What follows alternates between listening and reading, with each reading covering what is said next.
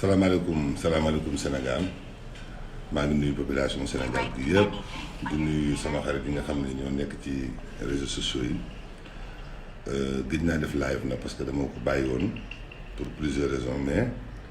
je commence à m'inquiéter pour ce pays moo tax may def live bi parce que temps yi passé dama gis benn statistique bu génn ci affaire recensement aux population sénégalaise ñu ne ñu ngi ci 16 millions d'habitants lu ma jaaxal lu ma tiital lool nag aussi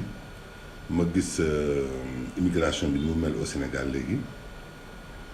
dem nañ ba boo xoolee Sénégalais yi tey vrai ñi nga xam ne ay Sénégalais boo leen recensé woon tey je pense bien que matuñu 8 millions d'habitants loolu moom xam naa ne lu ma wóor la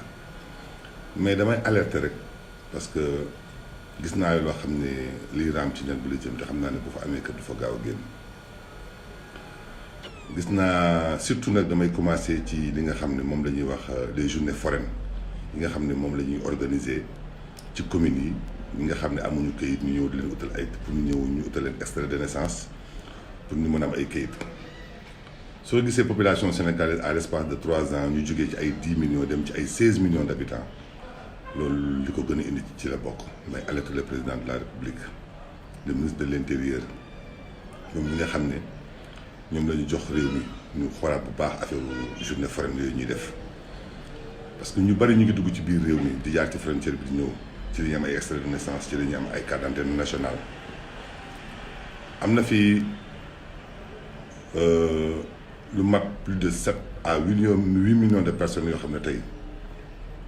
bu ñu xooleen seen i kayit fa mu jaar ba ñu am nationalité sénégalaise di ngeen gis lu doy waar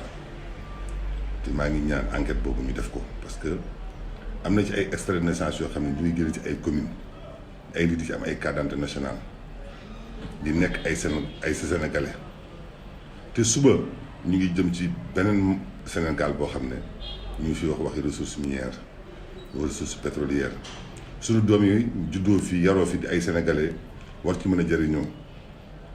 beaucoup de personnes ñu ngi jóge ci je ne suis pas contre les étrangers parce que man damay voyager mais su ma demee dëkk jàmbur dama fay am légalité toog fa ba sama heure ñibbi jot ma dem fa mais suñu frontière yi dafa poreuse de telle sorte que nit ñi duggee ci réew mi di fi am ay extrait de naissance di fi am ay carte d'identité nationale dafa yomb trop te man vraiment ça fait peur du ma indexé nag du ma indexé benn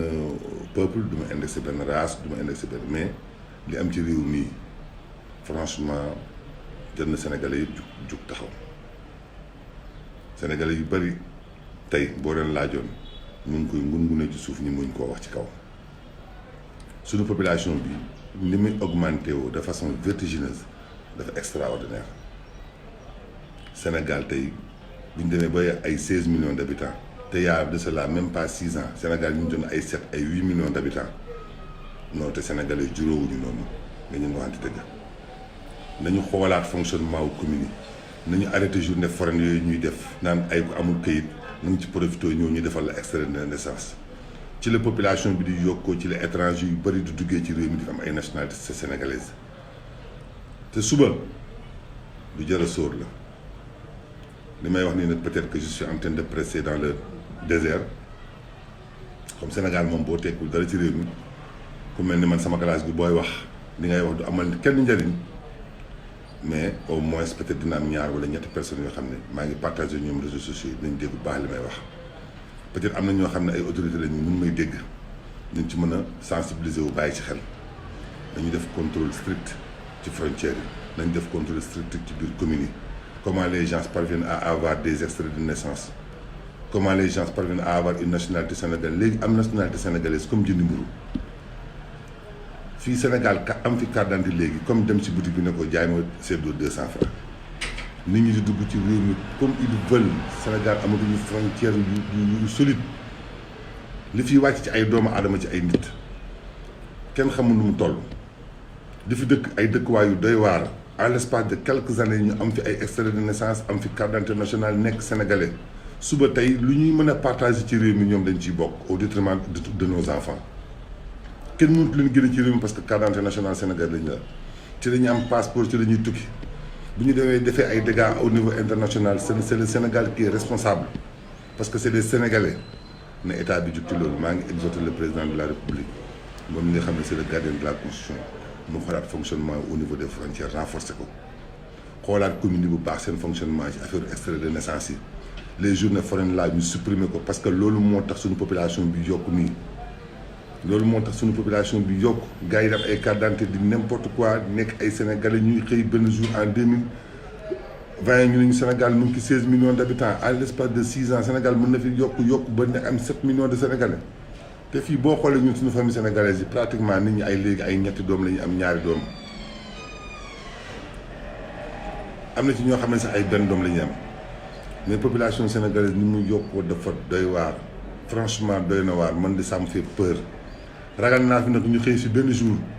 ñu ne ma fi un président étranger fu mu jógee ci frontière bi la jaar fii la jaar ci commune la jaar ñu def ko extérieur fii la jaar ñu def ko carte d'identité nationale fii la jaar xëy nekk président de la république nañ def très attention te ñu surveiller loolu maa ngi ñaan le président de la république mu xool loolu mu exhorter le ministre de l'intérieur ñu def ay enquête def ay recensement dans les communes